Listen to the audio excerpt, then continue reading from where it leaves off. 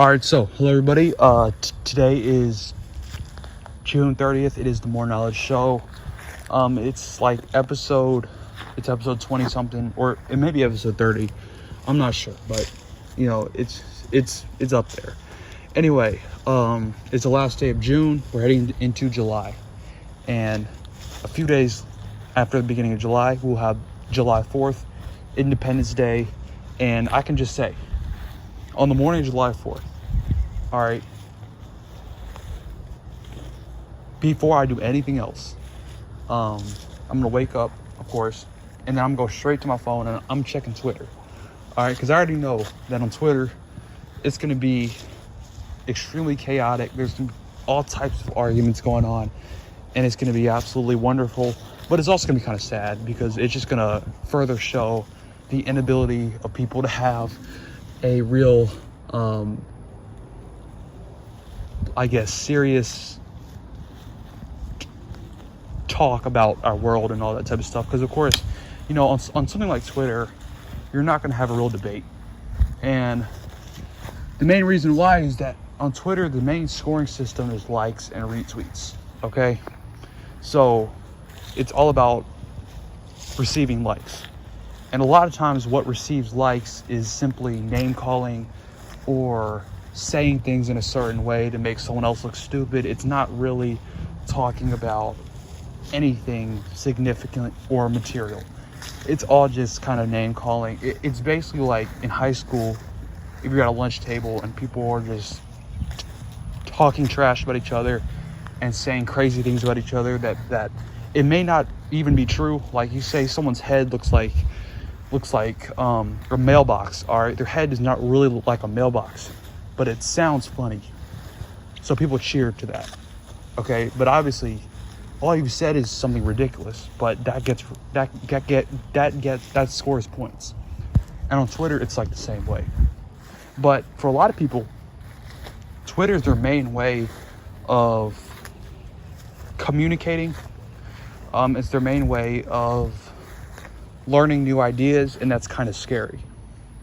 Okay, especially considering how things are on Twitter. If you ever go on Twitter, and anytime you see something trending, or there's like a huge debate going on, and if you read the tweets, it doesn't really matter who you agree with or what side you take. It's just kind of sad how it's done.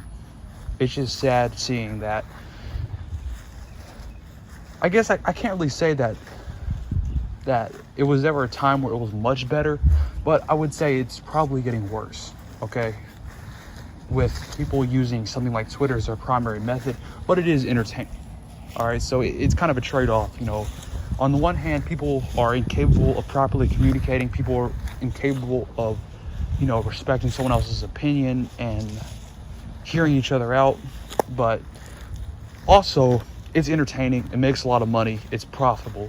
Okay, people kind of like that type of stuff.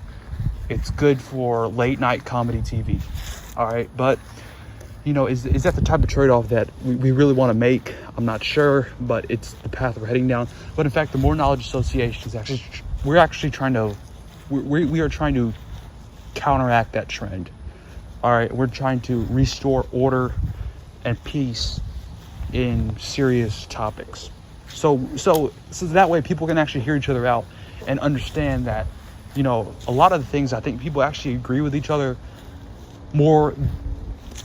People agree with each other a lot more than they might realize, but it's just that people have these pre-existing affiliations that they attach themselves to, and they think, well, I'm on this side of the aisle, you're on that side of the aisle, so we're just completely separate in our views on how the world should function, which I think is a lot of that's manufactured, because, like I've said, it makes money. All right, it makes money to have people fight and argue in a way that's entertaining but non-productive, and that's pretty much all the 4th of July is going to be.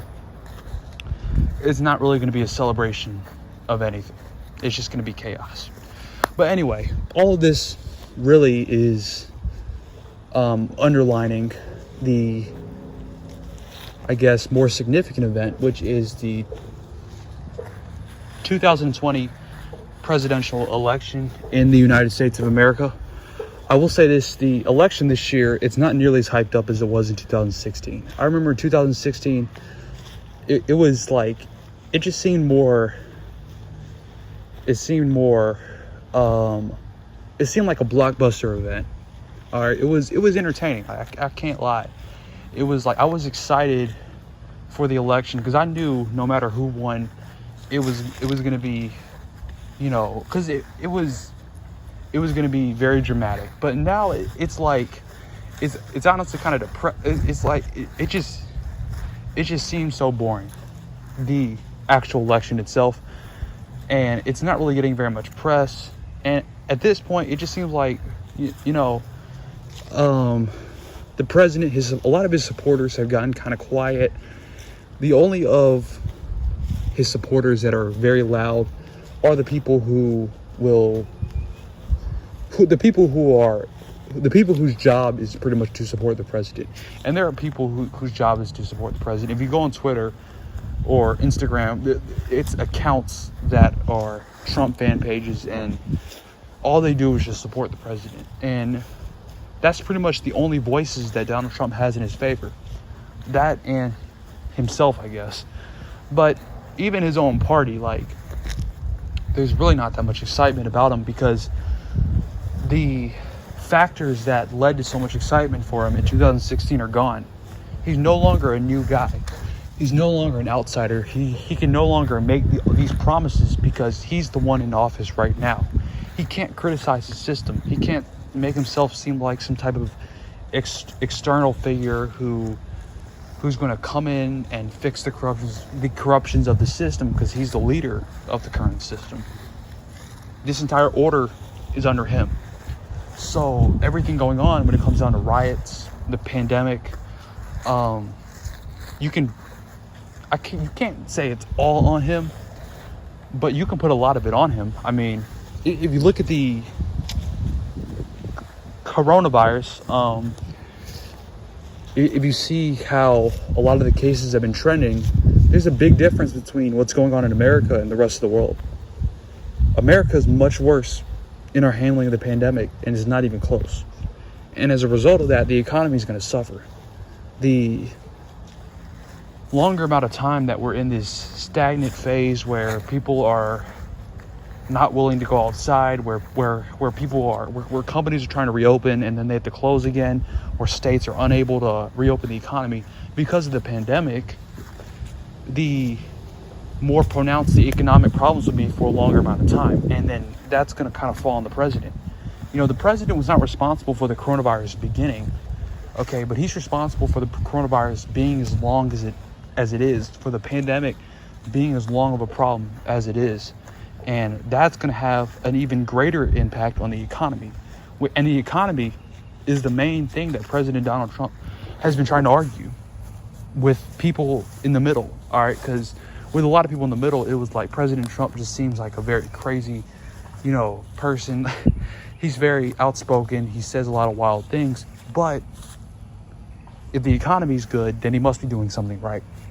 Now he can't even say that. So it's hard for I guess the one thing that President Trump can't say is that a lot of people are on his side when it comes, a lot of people, I guess you can say he was proven right about China, all right? Because at the moment we're in right now, there's not a lot of love for China, and probably rightfully so, because, the Chinese government is pretty evil, and Donald Trump was saying that from the beginning, all right? He did the whole trade war thing with China, but even at this point, though, you still cannot blame the pandemic lasting as long as it has entirely on China, all right? It does fall on him, because he kind of made this a political thing. Now, of course, I'm not saying that there are no Democrats who made this a political thing, but I think he kind of had the first move on that. Because if you guys recall, in the beginning, early in the year, he was saying all these things like the pandemic was just some type of fake news media thing, and it was just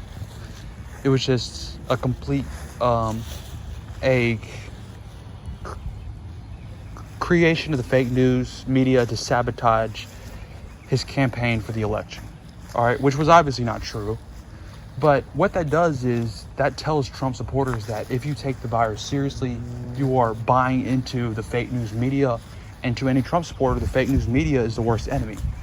So he attributed safety and precaution against a pandemic as being on the same side as the supposed enemy, at least to his base. So he told his base that being safe against the virus makes you part of the enemy, because this virus is just meant to sabotage him. All right, that's kind of what he said. And then as a result, a lot of people, a good chunk of the population, did not take it seriously. And you need majority of the population to take it seriously. Like, you can't just have 60% of the population. You need complete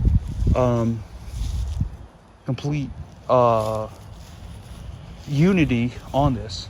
And it's not that he was not warned. He was warned. He was warned quite a few times that the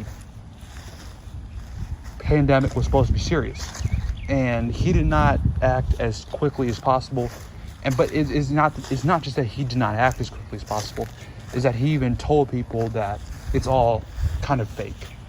Okay, and I think all of that it set us on a downward spiral to the point where the pandemic became uncontrollable. So even when we were forced to close down the economy, all that did was just create economic pain. It did not cure the virus, because at that point we would have had to have been shut down for so long that it would have been a revolution. All right, so every governor folded under the political pressure, and they pretty much tried to they pretty much tried to open back up the economy. And then as a consequence, we are where we're at today, where the pandemic is still extremely strong, and it could be even worse. It could be even worse now than it was, in the time when our nation was just entering a shutdown. So all of that could be placed on the president.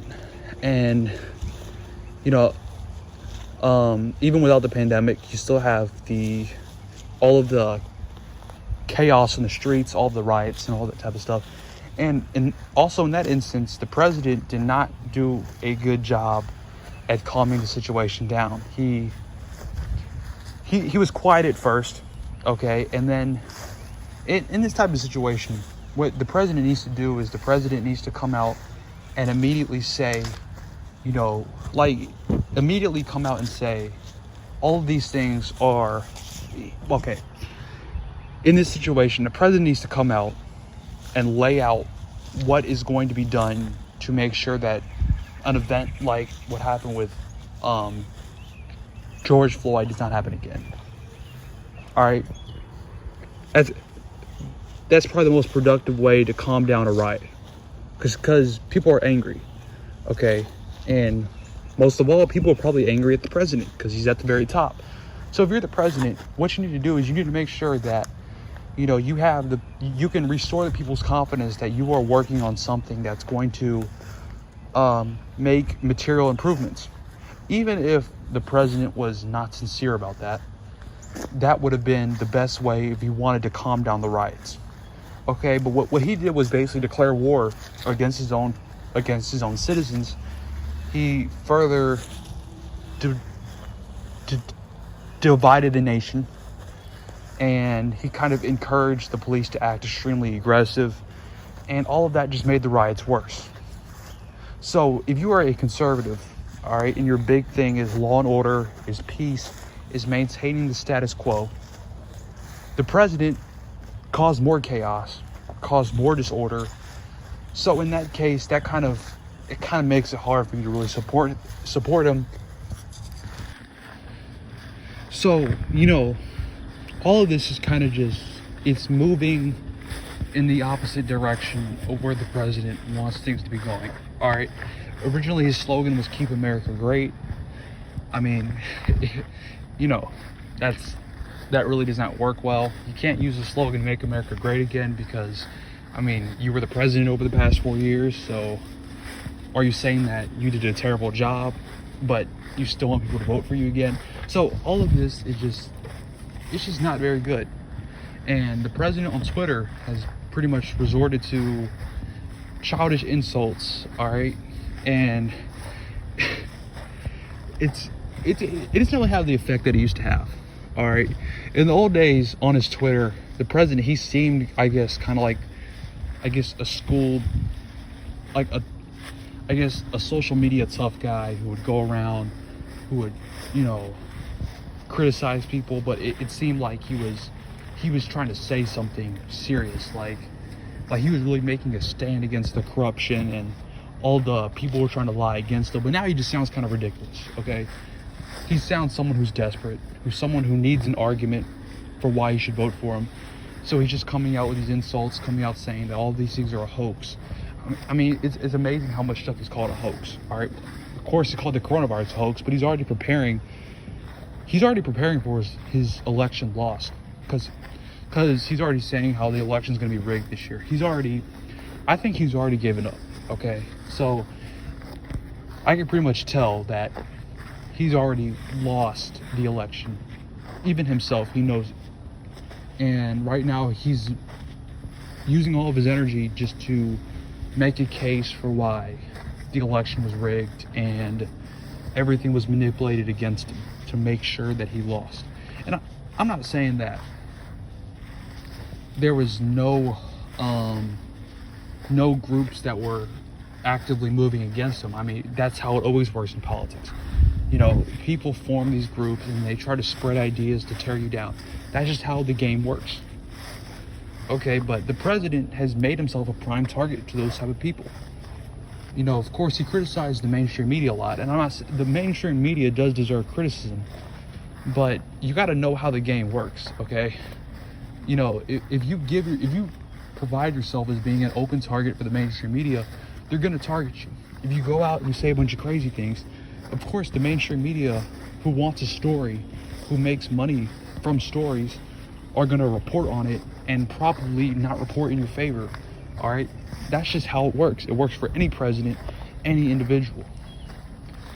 But on the other hand, I would say the fake news media has really been Donald Trump's main.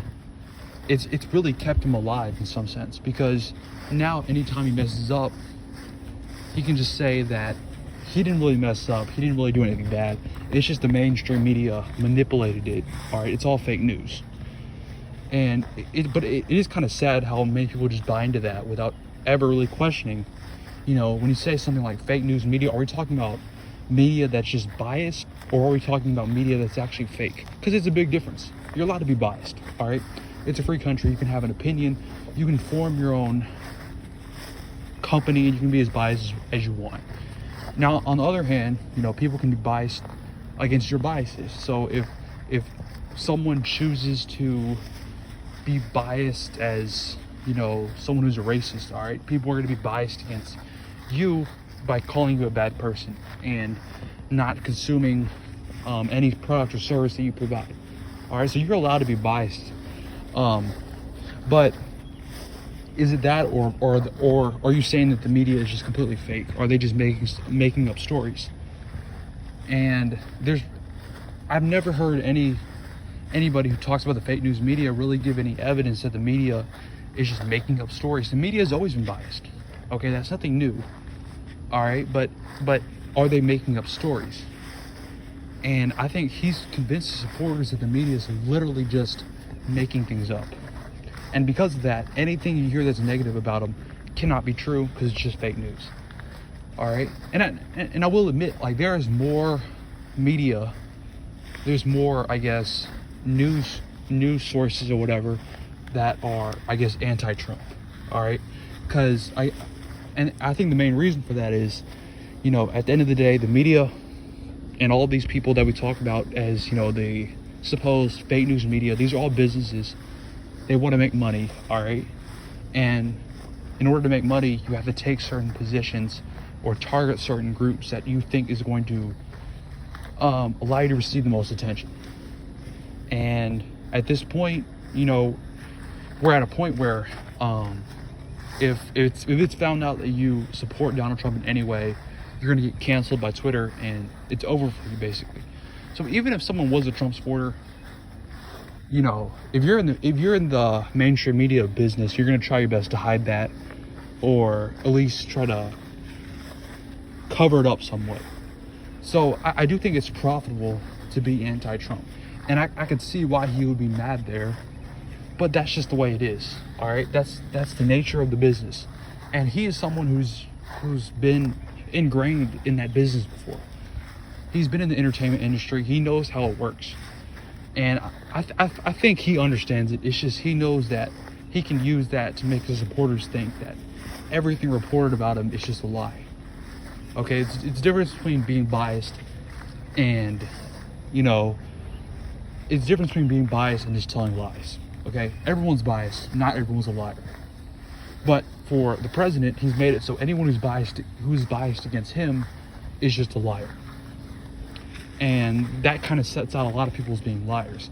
And I will say that's another problem about what the president has done is, I would say that some of this happens on everyone. Like, everyone does some of this, where it's like, if you disagree with me in any small way, you are like the enemy. Okay, you have to be on my side when it comes to politics. But the main thing that the president was saying was that, it was like these Democrats are just organizing to tear down America, and anyone who's not completely with him is just trying to absolutely, I guess, change the country in a terrible way. Okay, and that is extremely counterproductive. That just leads to more tension.